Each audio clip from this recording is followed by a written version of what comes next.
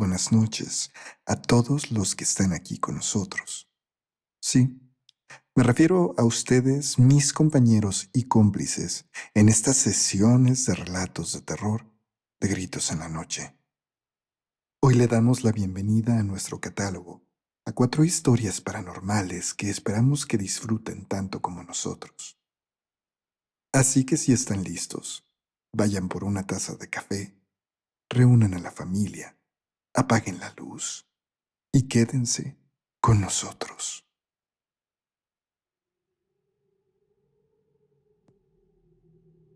Hubo algunas quejas de los vecinos cuando don Manuel instaló un puesto de tacos en la esquina de la cuadra, afuera de una tienda de conveniencia. Decían que afeaba la colonia, pero antes de que pudieran mandarlo quitar, la mayoría de nosotros vio las bondades de aquello. En primera, el puesto de tacos permanecía abierto viernes y sábado hasta casi las 4 de la mañana, lo cual mantenía la calle viva y le permitía llegar más seguros a los que venían de fiestas, de jornadas extendidas en su trabajo o de cualquier otro compromiso. Y la segunda bondad de aquel puesto era que le permitía a ese hombre mantenerse ocupado. Don Manuel había caído en una depresión seria después de la muerte de su esposa, doña Amparito. Así que al menos a mi familia y a muchos otros vecinos nos agradaba que hubiera encontrado algo en que enfocarse y así ocupar su tiempo. Un añadido, claro, era que los tacos que vendía eran muy ricos.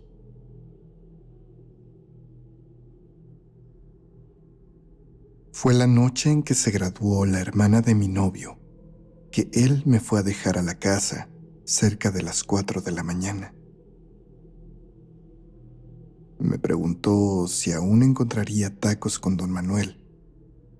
Tenía hambre. Le dije que lo más probable era que no. Si acaso lo encontraríamos recogiendo sus cosas. Y en todo caso, si le había quedado carne, podía yo decirle que me la vendiera y se los prepararía en mi casa. Para nuestra sorpresa, cuando llegamos en el auto, vimos el puesto aún abierto. No había ni un cliente. Y tal vez por eso don Manuel seguía aguantando ahí, esperando vender lo más posible. Si no lo había hecho de noche, quizás podría llegar a vender algunas órdenes de tacos a quienes salían muy de madrugada a trabajar. Estacionamos el auto afuera de mi casa, que estaba a 3 lotes de donde se encontraba el puesto. Vimos a don Manuel observándonos, apenas bañado por la luz amarillenta del foco en su puesto. Aquella luminaria parecía estar a punto de fundirse, y tanto mi novio como yo solamente alzamos la mano para saludarlo mientras le gritábamos «Buenas noches». Procedí entonces a hacerle una seña con la mano girando, indicándole que regresábamos en un minuto. Le abrí la puerta de mi casa a mi novio. Ambos queríamos tacos, pero mi novio estaba muy apurado por entrar al sanitario. Entramos a la casa. Iván corrió directo al baño, y mientras tanto, yo fui al comedor donde las luces estaban encendidas y unas voces me indicaban que mis padres estaban aún despiertos. Para mi sorpresa, ahí se encontraban mi mamá, mi papá y los vecinos de enfrente. El ambiente se sentía tenso, y en definitiva se notaba que algo no estaba bien. Mamá parecía haber llorado. Pregunté qué ocurría, mientras mi novio me tomaba del hombro, habiendo salido ya del cuarto de baño. Don Manuel. Ah, don Manuel, hija, dijo mi mamá, e Iván estaba a punto de interrumpirla para decirle que justo íbamos a salir a comprar tacos con él, cuando prosiguió. Tu papá le estaba comprando tacos hace rato. Estaban platicando de la vida. Y entonces aquel señor le preguntó dónde andabas cuando de repente comenzó a tocarse el pecho con fuerza. Y en un segundo cayó muerto. Ahí, enfrente de él, adentro del puesto. ¿Qué? Me quedé muy confundida. Iván incluso en primera instancia pensó que todo era un juego. Les dijo que su broma no iba a resultar porque lo acabábamos de ver en el puesto y saldríamos a comprarle tacos a aquel hombre. La vecina nos dijo que no era broma. Y entonces mi novio me tomó de la mano y ambos salimos de la casa. Él estaba muy seguro de que estaban tratando de bromear con nosotros. Pero yo estaba muy confundida. Es decir, era verdad que acabábamos de ver a don Manuel, pero me quedaba claro que mi mamá no bromearía con nada de eso. Para nuestra sorpresa, al salir a la calle, el puesto que apenas habíamos visto abierto hace unos minutos estaba completamente cerrado y con las luces interiores totalmente apagadas. Iván se acercó. Incluso intentó mover los paneles de metal para ver si no había nadie ahí adentro. La puertita del puesto estaba aún abierta, y al meter la cabeza ahí, mi novio se encontró con que aquello estaba casi totalmente vacío.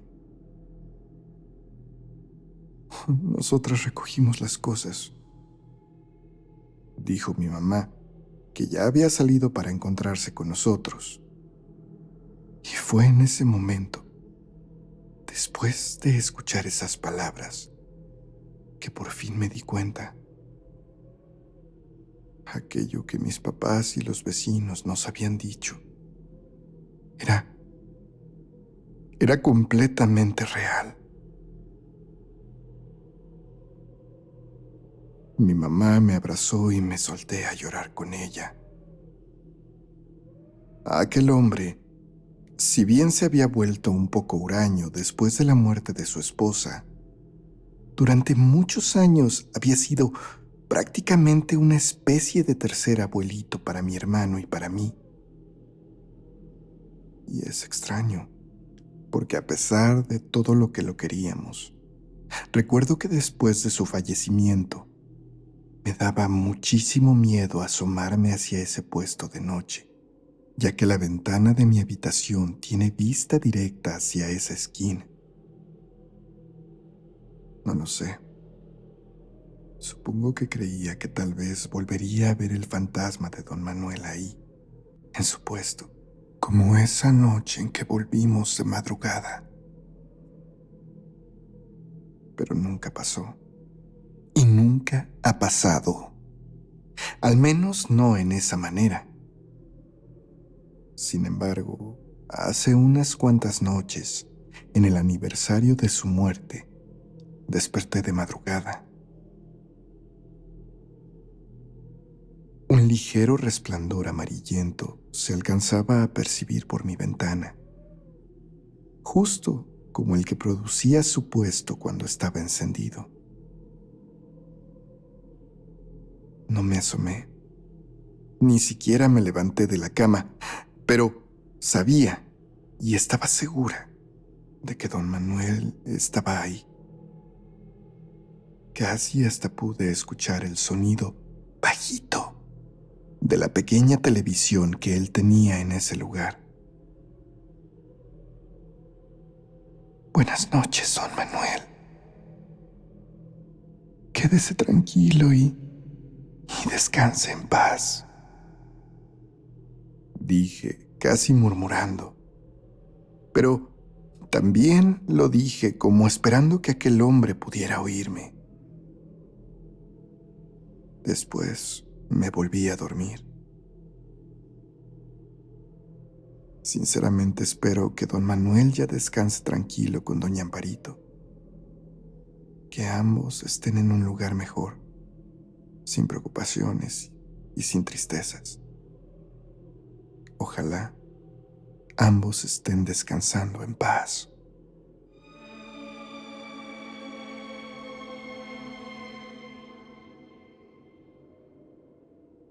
Me acuerdo bien que desperté de madrugada aquella noche. Era bastante tarde y el clima frío se sentía muy penetrante en mi habitación. Jalé las cobijas y me acomodé para intentar seguir durmiendo. Sin embargo, pronto un pequeño chillido me hizo abrir los ojos.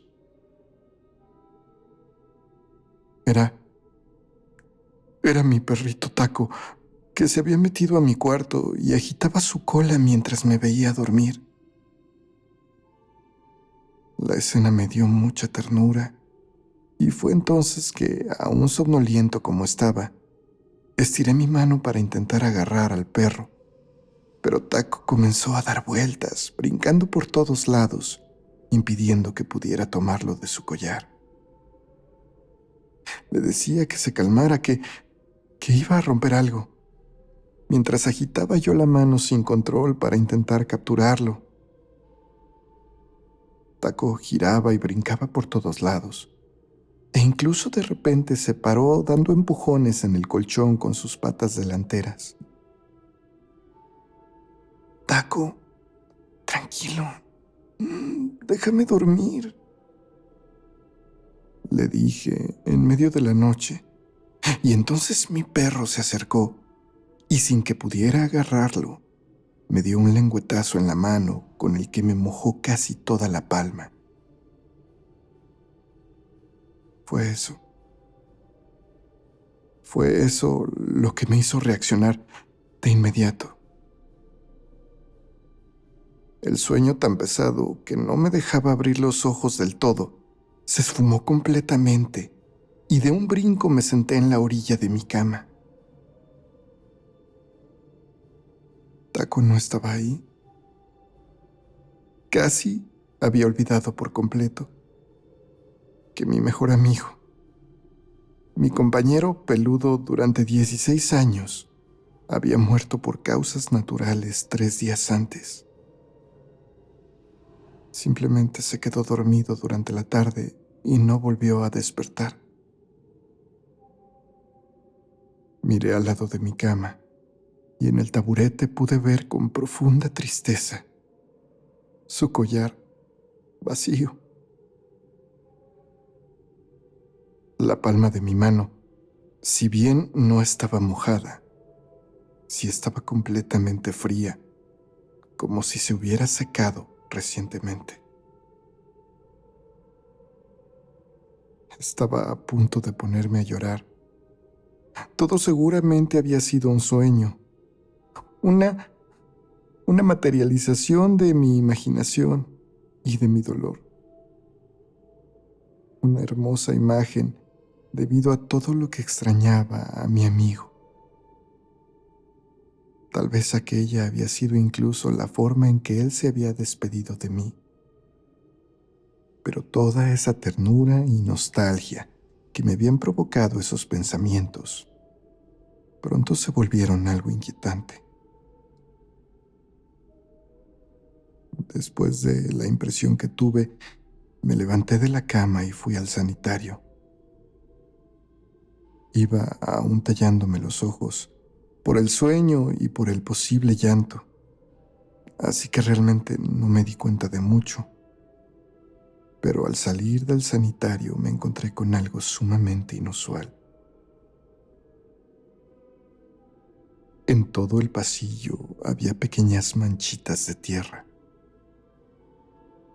Eran como las marcas que dejarían las patas sucias de un perrito al andar caminando por ahí. Comencé a seguirlas. Su camita, que no me había animado a quitar de su lugar debajo de la mesa, estaba también llena de un poco de tierra, como si un animalito sucio la hubiera ocupado. No supe qué hacer.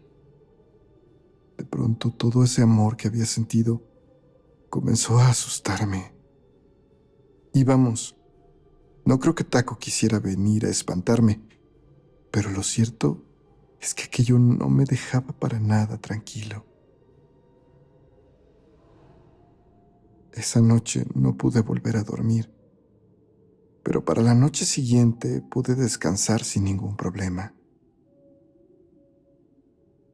Esto ocurrió hace 2 años y afortunadamente no se ha vuelto a repetir. Desde aquella noche cierro con seguro la puerta de mi alcoba. Y es cierto que hay ocasiones en que casi puedo escuchar el ruido de las patitas de mi perro caminando por las losetas del pasillo. He sentido la curiosidad de salir y asomarme para verlo, pero hasta el día de hoy no lo he hecho. Y francamente no sé si un día tenga el valor de hacerlo por fin.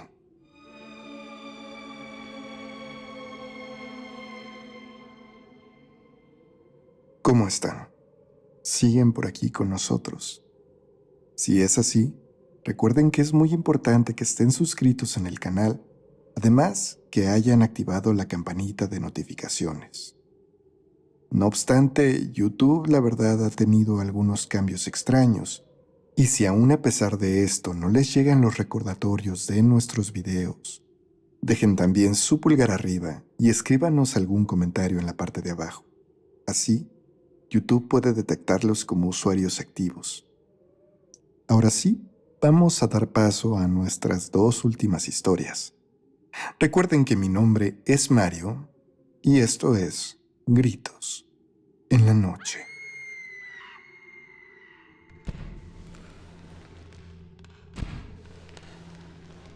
Lo que me despertó esa noche fue el sonido de cosas arrastrándose y la inmediata reacción agresiva que tuvo mi perro, Dino. Sus ladridos y gruñidos hicieron que de un salto me incorporara en la cama y tratara de calmarlo, pero Dino estaba muy alterado. Por más que trataba de sujetarlo de su collar y jalarlo hacia mí, el perro parecía esquivarme, siempre con la vista fija hacia la puerta de mi habitación, la cual estaba a mi espalda.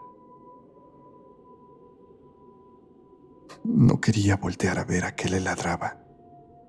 De alguna forma, yo sabía que fuera lo que fuera, no se trataría de nada bueno.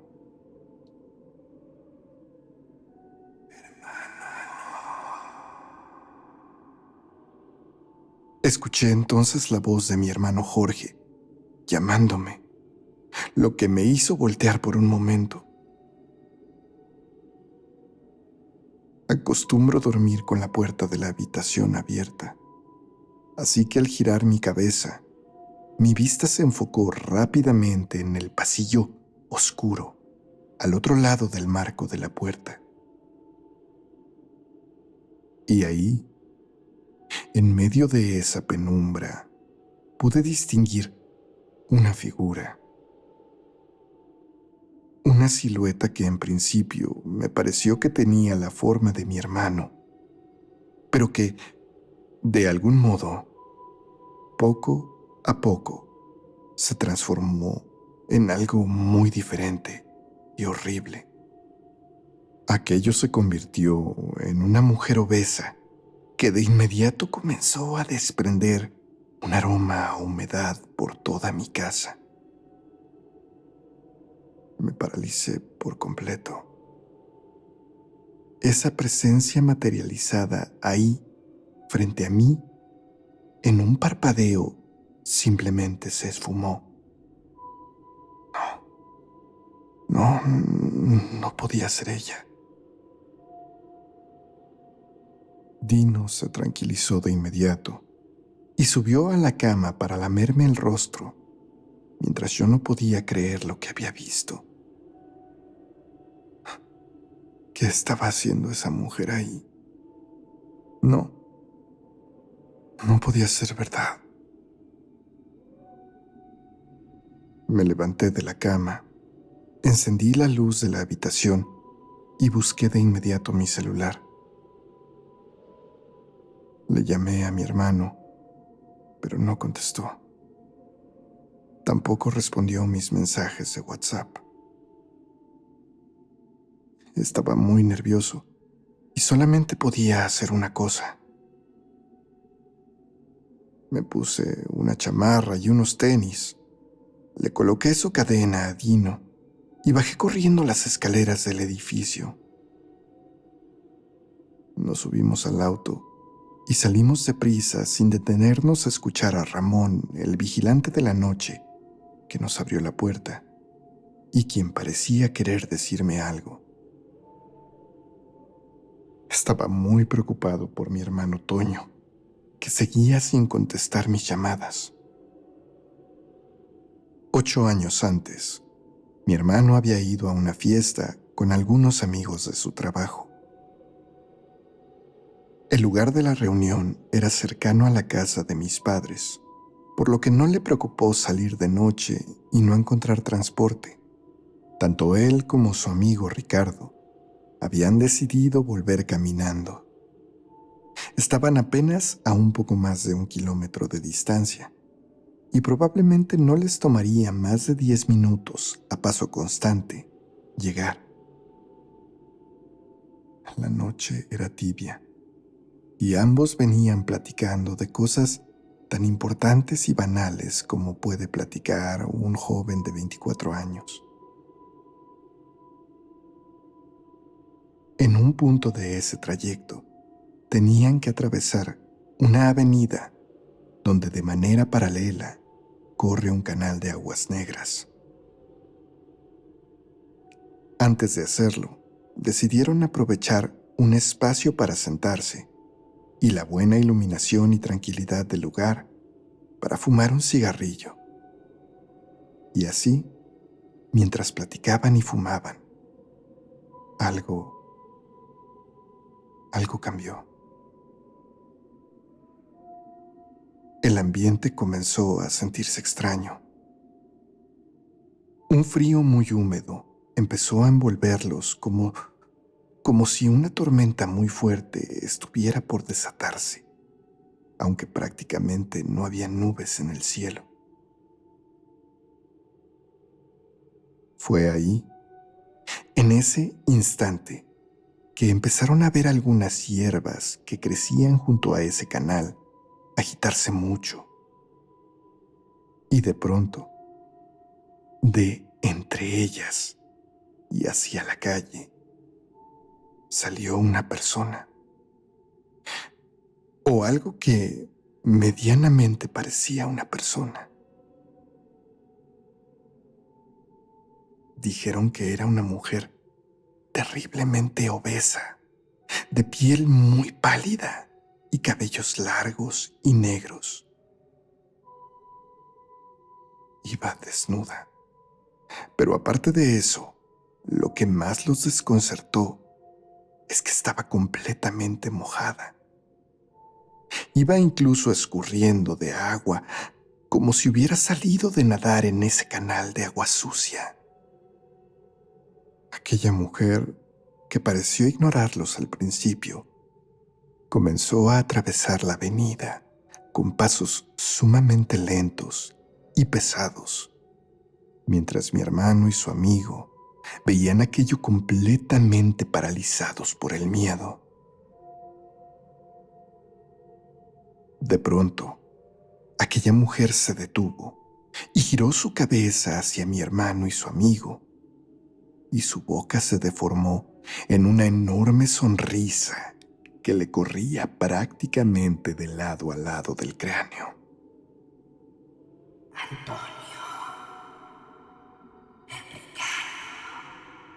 Ambos dijeron que en ese instante la escucharon pronunciar sus nombres, pero no vieron ni siquiera el más mínimo movimiento en la boca de aquella cosa. Ninguno pudo reaccionar. Ambos querían correr, pero era como si el cuerpo no les respondiera por el pánico tan abrasador que los envolvía. La mujer volvió a su caminata y pronto llegó al otro lado de la avenida y entró a otra mata de hierbas, como si fuera a bajar de nuevo al canal en el otro extremo.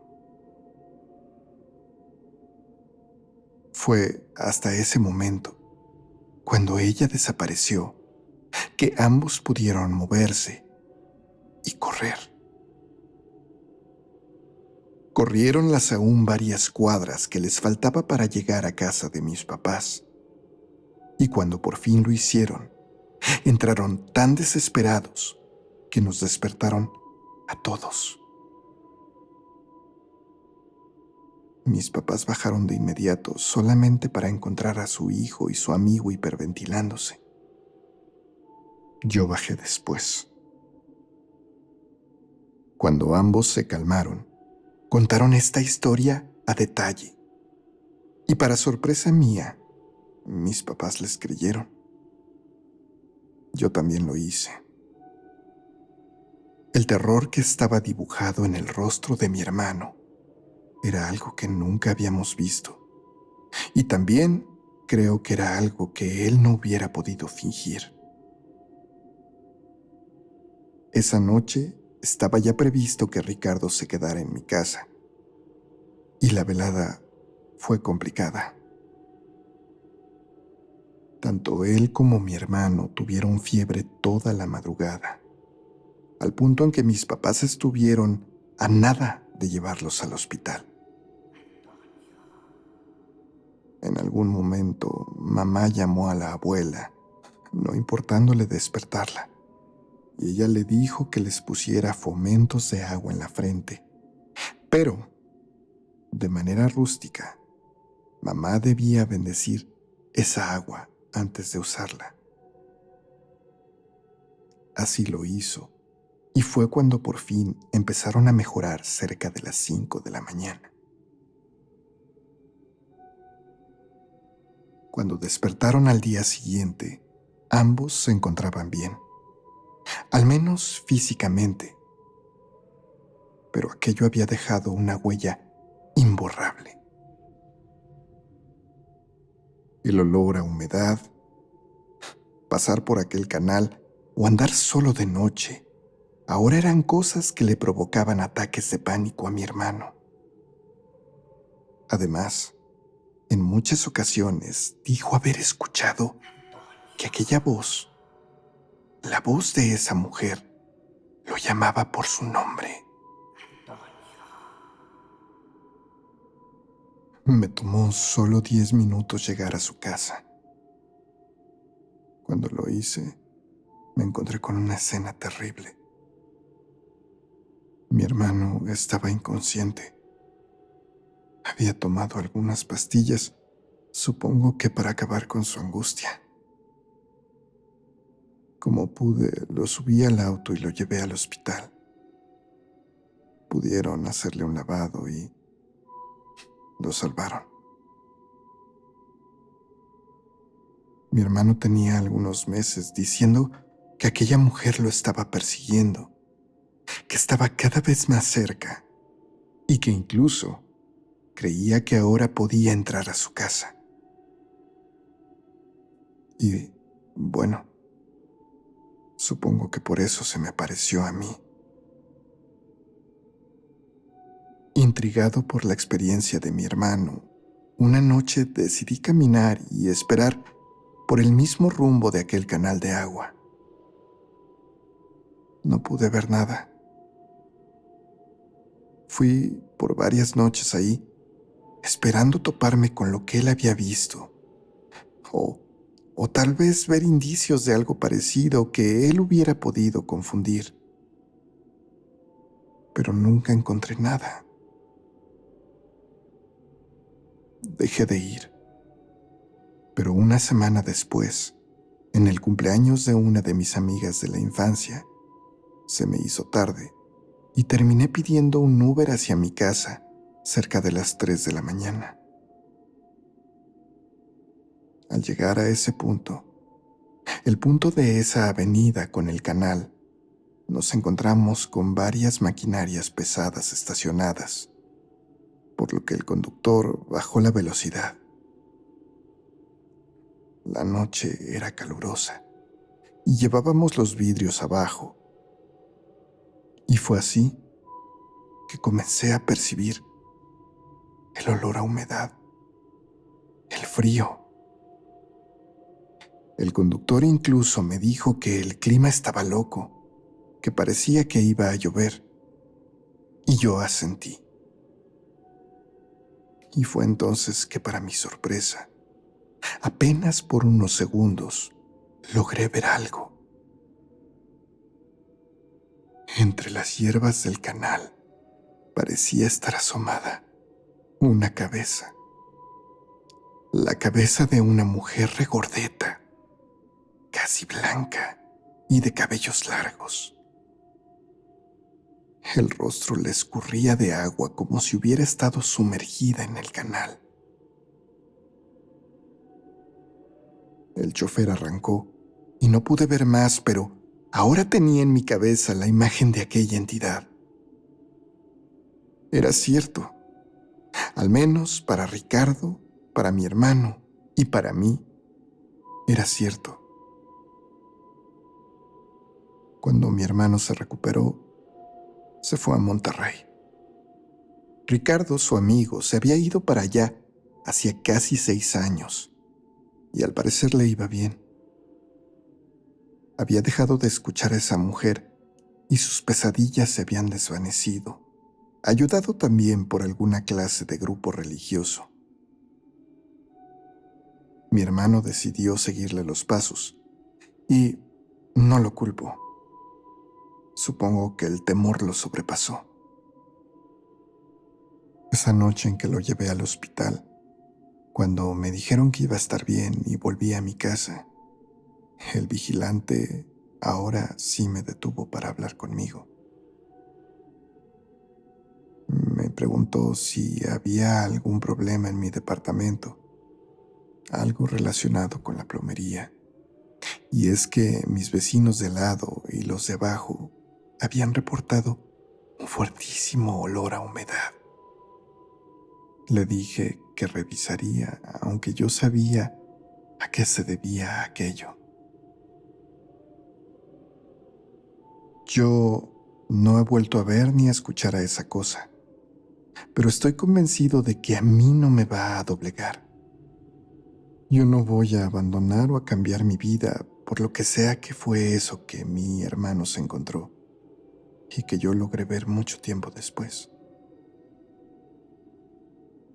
Aunque espero sinceramente que nunca vuelva aquí, no puedo asegurarlo.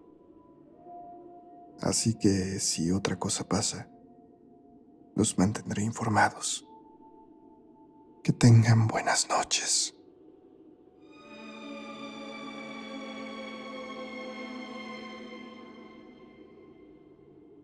Nunca he tenido una experiencia paranormal.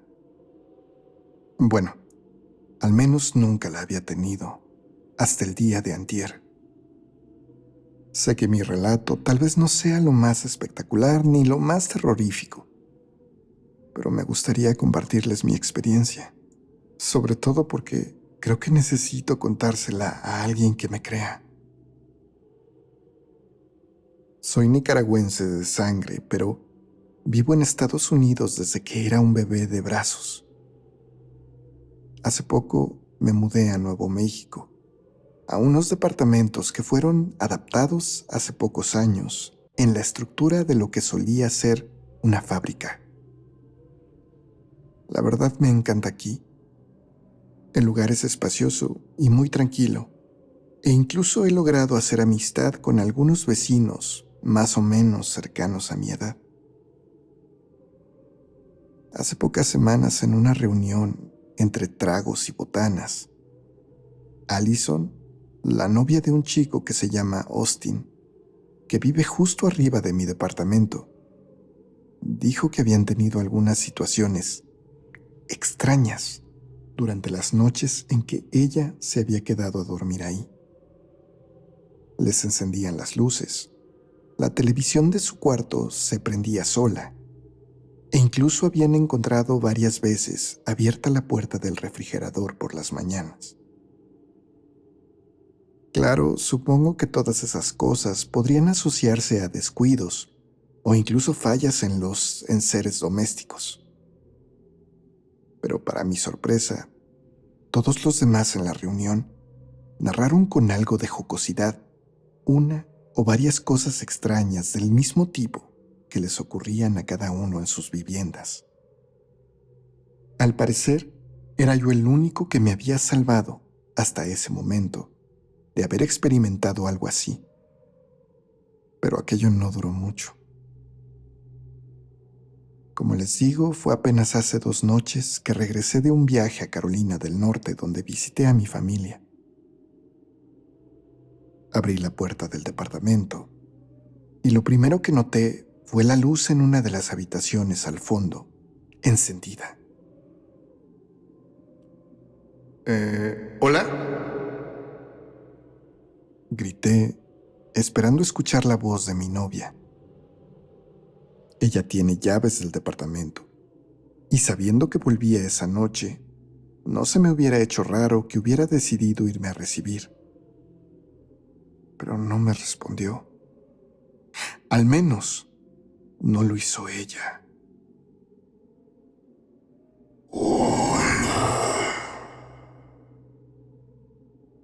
Una voz horrible contestó a mi saludo desde el fondo de mi departamento, haciendo que en un segundo se me erizaran todos los vellos del cuerpo. No entré.